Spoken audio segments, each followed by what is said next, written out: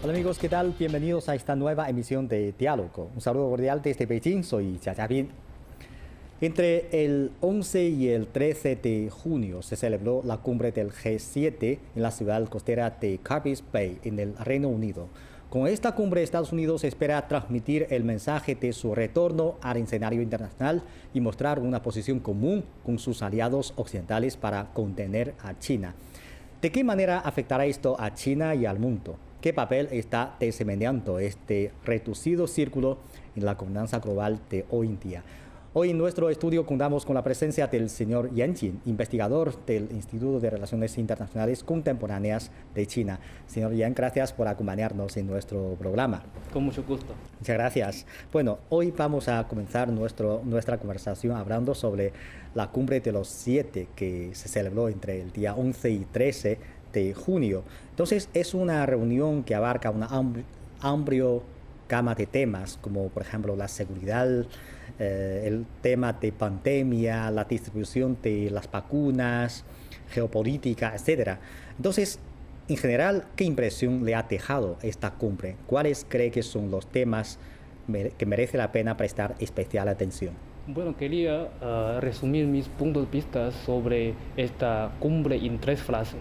La primera es que yo creo que esta cumbre trataba de mostrar una ambición muy grande, pero creo que es muy difícil lograr finalmente. Por ejemplo, esta cumbre quería formar una alianza de los llamados países democráticos, quería unificar los impuestos comerciales a nivel mundial, quería tratar de realizar la recuperación económica después de la pandemia, quería hacer muchas cosas, pero yo creo que es muy difícil lograrlo, cumplir estas promesas, porque sabemos que desde una perspectiva histórica siempre la cumbre G7 viene acompañado por muchas palabras lindas, pero muy pocos de ellos pueden finalmente llegar a las acciones muy concretas.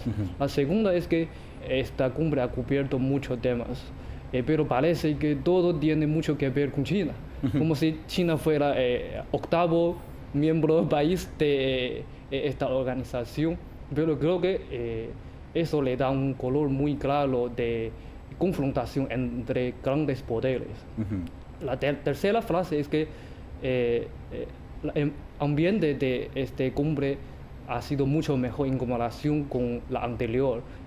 Por ejemplo, los líderes tanto de Estados Unidos como de Reino Unido se reunieron por antemano antes de la cumbre, lo cual ha mostrado una recuperación de relación entre Estados Unidos y los países europeos.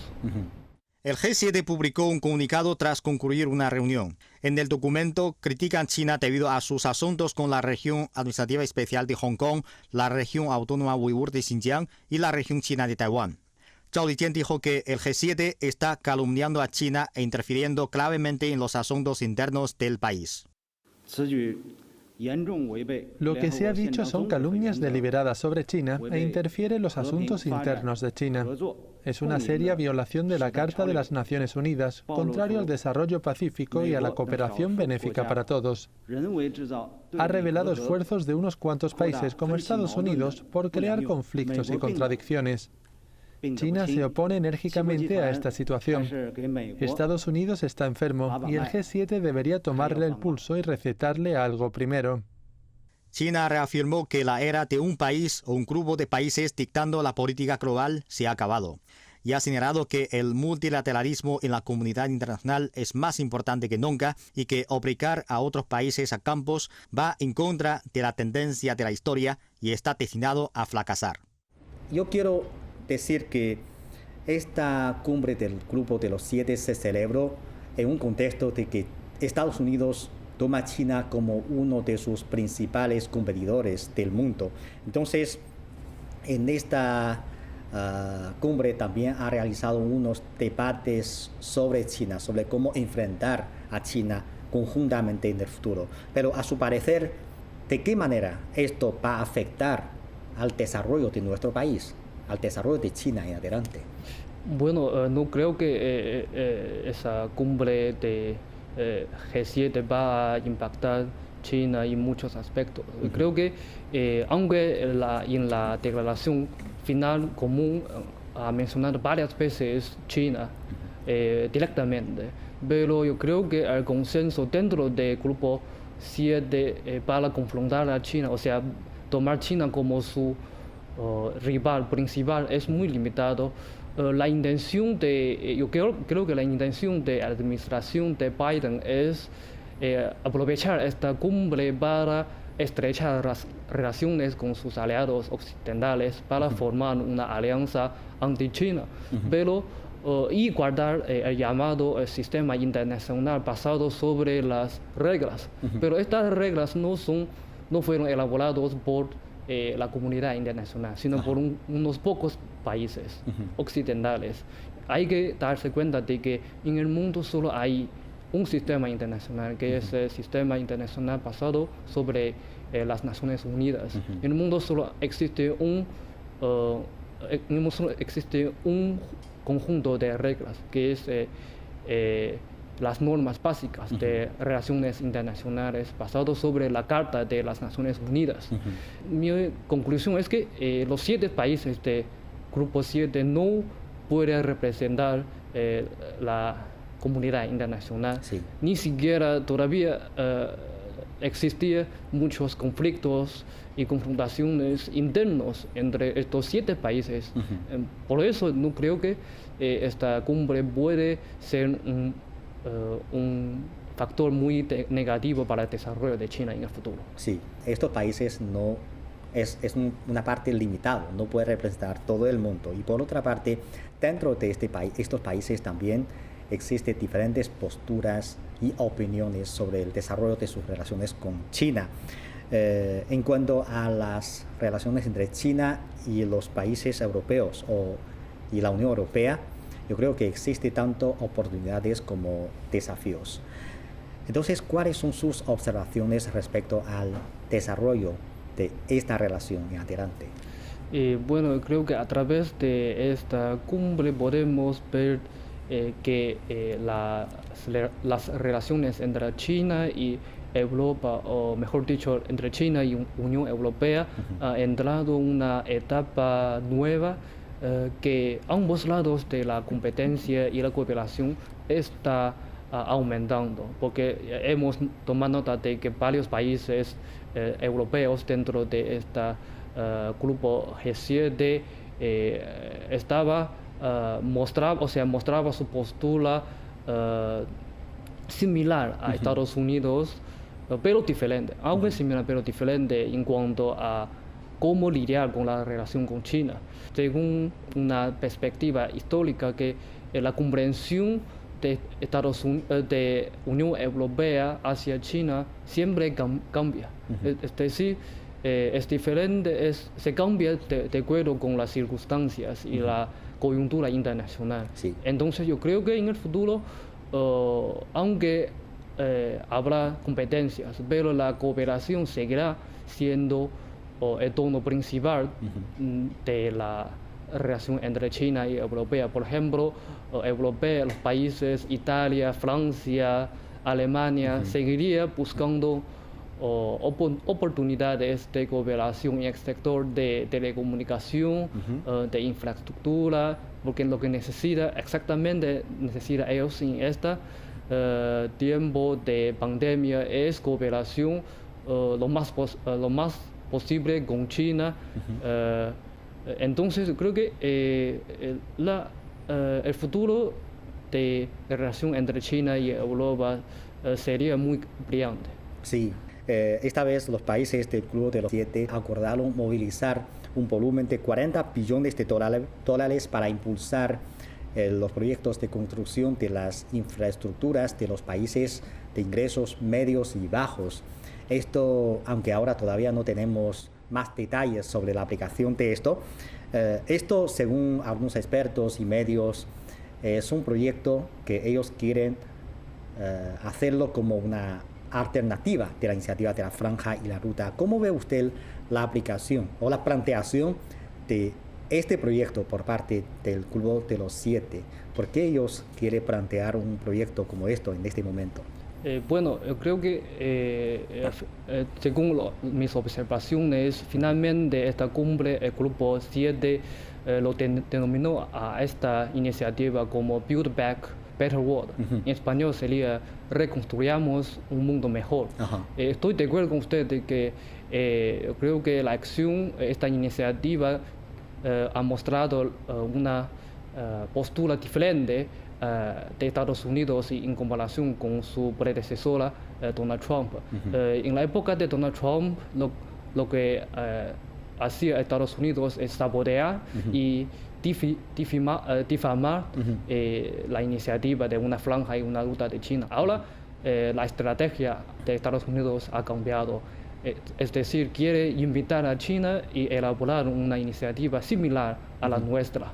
Yo creo que su meta sería contar con los apoyos de países occidentales y sus aliados para formar una alianza de infraestructuras para ayudar a los países menos desarrollados. Pero yo creo que por otro lado también ha dado una evidencia para probar que la base económica de la iniciativa de una franja y una ruta es completamente correcta, porque Estados Unidos quería invitar a la nuestra. Pero tenemos que prestar aún más observación y atención que para ver si el Grupo 7 se limita a vender conceptos o si habrá acciones muy específicas en seguimiento en el futuro. Sí, claro. Pero ahora también mucha gente está preguntando, ¿cree que este nuevo proyecto planteado por el Grupo de los 7 va a dejar impactos al desarrollo de la iniciativa de la Franja de la Ruta? O, como lo que mencionan ellos, quiere ser una alternativa de la iniciativa de la Franja de la Ruta. Entonces, si esto va a sustituir a la iniciativa de la Franja de la Ruta. No lo creo, por tres razones. La primera, creo que creo que China tenemos la ventaja estratégica del tiempo, porque sabemos que ya estamos en el 8º año desde que China proponemos la iniciativa de una franja y una ruta. Durante estos años pasados hemos firmado más de 200 acuerdos de cooperación con más de 161 países y organizaciones internacionales. Hemos lanzado más de 2.000 proyectos de cooperación. Eso significa que ya tenemos la ventaja estratégica del tiempo. O sea, esta iniciativa del Grupo G7 finalmente llegó, pero un poco tarde, ¿no? Sí. En el segundo lugar, creo que esta iniciativa del Grupo 7 está debajo de la bandera de ayudar a los países menos desarrollados a desarrollar su infraestructura, pero con una serie de condiciones adicionadas. Por ejemplo, hay que respetar los llamados valores democráticos.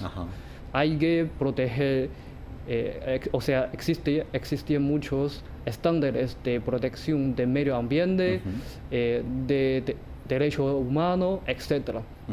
Para estos países que todavía en la fase de desarrollo, o sea, su prioridad es desarrollo, es muy difícil para ellos satisfacer las demandas del Grupo 7. La tercera razón sería porque la aspiración original de China para lanzar la iniciativa de una franja, una ruta, es ayudar a los países a lo largo de la ruta para desarrollar su economía, para erradicar la pobreza, etc.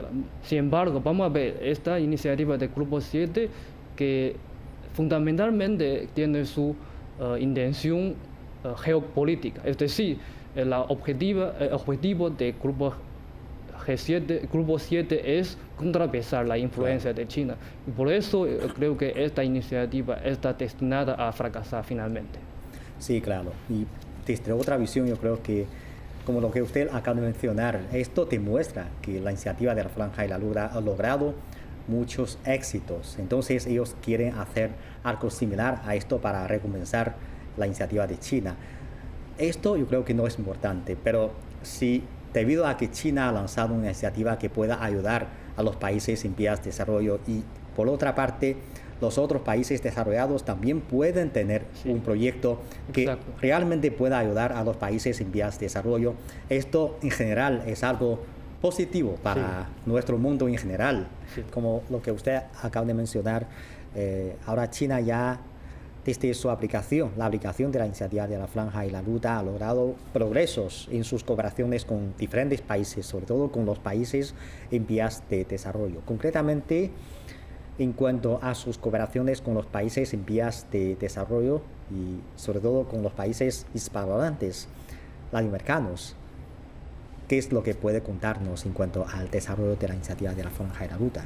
Hemos visto que la cooperación conjunta entre China y América Latina en el marco de la iniciativa de una franja y una ruta hemos logrado muchos éxitos. Por ejemplo, hemos firmado entendimiento el memorándum de entendimiento con unas decenas de países de América Latina y otros países, aunque no hemos firmado acuerdos muy concretos, pero ya hemos lanzado cooperaciones y proyectos muy pragmáticos.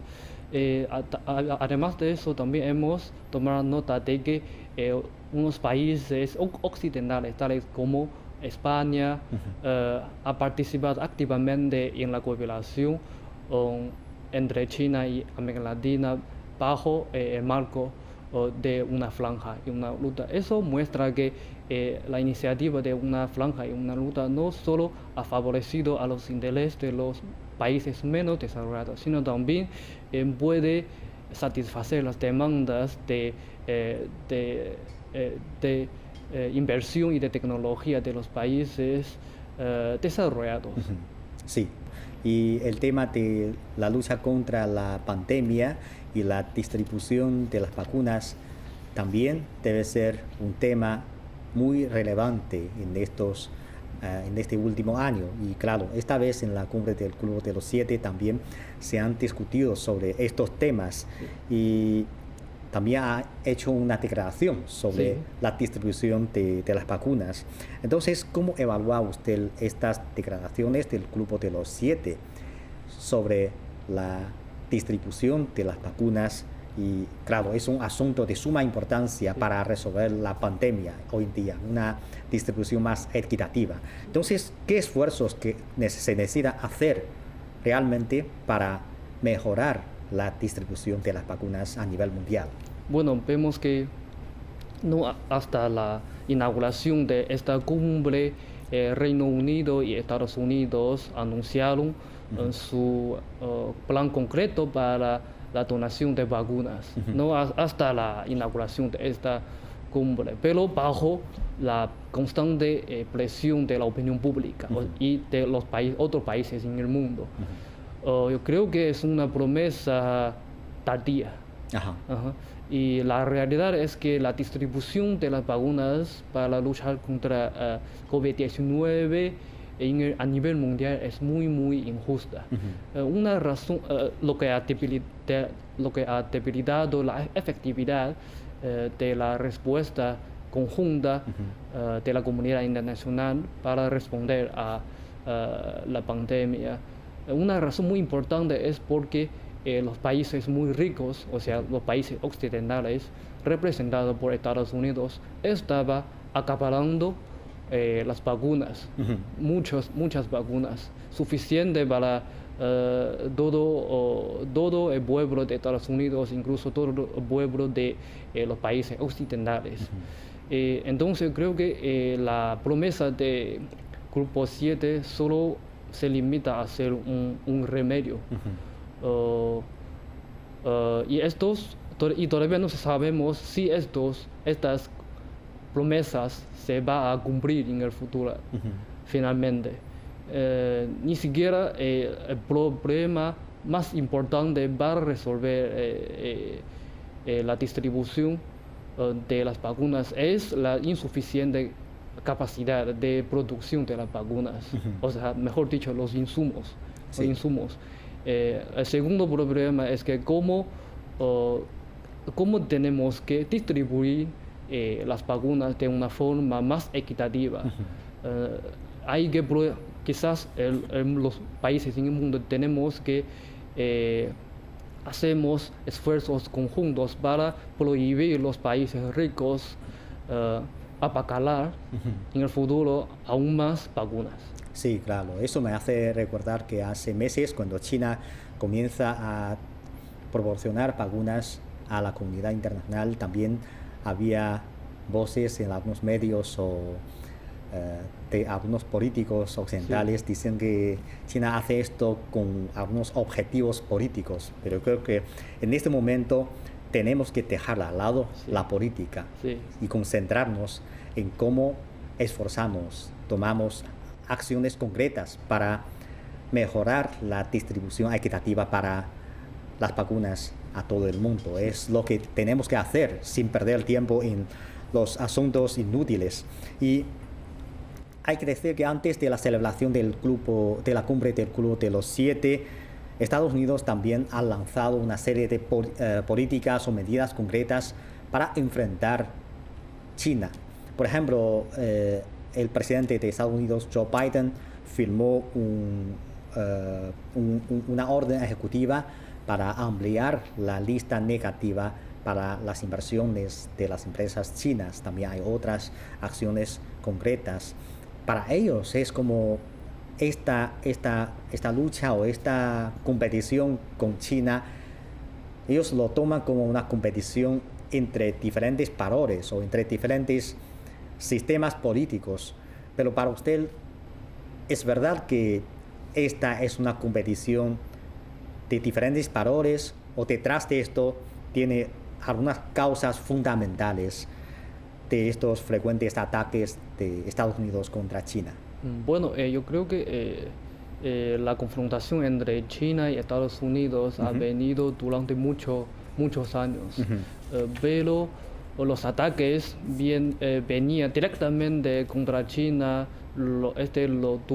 Tuvieron lugar hace quizás hace 4 o 5 años, es decir, desde la administración de Donald Trump. Yo creo que la razón fundamental de la confrontación entre China y Estados Unidos, o mejor dicho, Estados Unidos, nosotros nos ven como un rival estratégico, sería porque somos dos países ideológicamente totalmente diferentes, o sea, de diferente sistema político. Además, desde su interés estratégico nacional de Estados Unidos no puede reconocer que China es un país que es emergente en la zona Asia-Pacífica. Otras palabras, Estados Unidos no quieren ver una China poderosa y al mismo tiempo ideológica diferente a Estados Unidos. Y también creo que otra razón muy importante es porque desde una visión histórica que Estados Unidos siempre tiene las raíces tiene las raíces muy profundas en su pensamiento estratégico de política exterior, por ejemplo, la hegemonía, la política del poder, etc. Sí, claro. En la actualidad, al hablar de la administración, gobernanza global, hay diferentes plataformas. Por ejemplo, el Club de los 7 era una plataforma importante para la gobernanza global, porque en los años 70 del siglo pasado, el PIB de los países del Club de los 7 ocupaba el 80% del PIB mundial. Entonces, con el desarrollo del tiempo, ¿cómo califica usted el papel que está jugando el Club de los 7 en la gobernanza global? Y en cuanto a cómo fomentamos una gobernanza global más justa y equitativa, más razonable, ¿qué opinión tiene usted? Bueno, yo creo que la organización de G7 siempre ha sido un club de los países desarrollados occidentales. Sí. Durante mucho tiempo en la historia ha jugado un papel muy importante en el escenario internacional, especialmente en la gobernanza global internacional. Pero debido al crecimiento muy rápido de las nuevas economías emergentes y la aumentación de voz de estos países, parece que el Grupo G7, la posición del Grupo 7 ha disminuido poco a poco. Ahora, a través de esta cumbre del Grupo 7, me da una impresión de que es un show muy exagerado para mostrar su solidaridad. ¿Por qué? Porque estos 7 países han hecho todo lo posible para mostrar la solidaridad interna. Yo creo que porque los conflictos y contradicciones internas del Grupo 7 ha debilitado su influencia del Grupo 7. Entonces, yo creo que en el futuro, bajo un contexto de ausencia de este y de esencia de oeste, los 7 países, incluso más países occidentales, prestarán más atención a esta única plataforma de coordinación de política. En otras palabras, aprovechará aún más de esta plataforma para coordinar posiciones comunes y para responder a los desafíos conjuntamente, porque ningún país, incluso estos países desarrollados, por ejemplo, no puede resolver esta pandemia. Claro. Entonces, pero mi conclusión es que la tendencia de la disminución de su influencia del Grupo 7 es inevitable.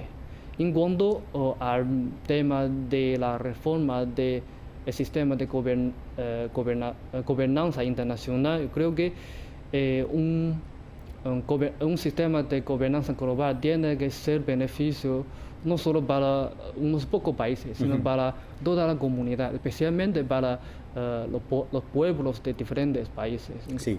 Sí. Entonces, no puede ser determinado por un grupo de interés, o sea, un grupo de unos pocos países, sí. Por ejemplo, G7. Yo creo que la reforma del sistema de gobernanza internacional tiene que adaptarse a los cambios profundos que está sufriendo el mundo, especialmente este equilibrio de poderes internacionales, sí. Y aumentar aún más la representación y la voz de los países menos desarrollados para mostrar, para reflejar la voluntad y las voluntades y los deseos de estos países, o sea, de la mayoría de los países de la comunidad internacional. Sí, eso es porque en estos últimos años hemos visto que el Club de los 20 está desempeñando un papel cada vez más importante en la gobernanza global, porque tiene una representación más amplia, no solo la representa a los países desarrollados, sino también los intereses de los países en vías de desarrollo. Y hay que reconocer que es un corriente el desarrollo pacífico y la cooperación internacional. Y para ejercer una función más positiva, sea Grupo de los 7, sea Grupo de los 20 o otras plataformas internacionales, hay que fomentar este tema de desarrollo pacífico y las cooperaciones. Exacto. Esto puede lograr más reconocimiento a nivel mundial. Muchas gracias por su comentario. Gracias a usted. Amigos, así concluimos esta emisión de Diálogo. Muchas gracias por sintonizarnos. Hasta la próxima emisión.